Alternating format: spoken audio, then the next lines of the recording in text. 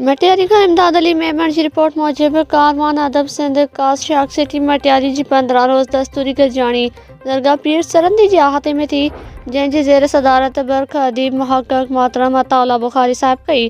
जंहिं मेहमान ख़ास मारूफ शाइर माहिर उरूज़ मोहतरम कर्नल फ़तेह अली मुख़लिस टालपुर मोहतरम तारिक इमाम जुणेजो साहिब हुआ।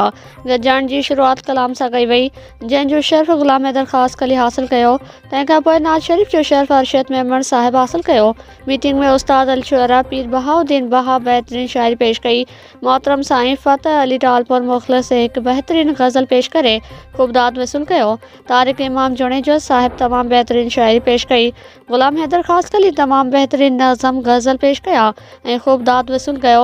मंज़ूर गिलानी एक तरन्नुम में बेहतरीन गज़ल ॿुधाए ख़ूबदाद हासिल कयो। मोहम्मद साले बबर एक बेहतरीन नज़म पेश कयो। हाजी सोनारे टगड़ एक बेहतरीन गज़ल पेश कयो।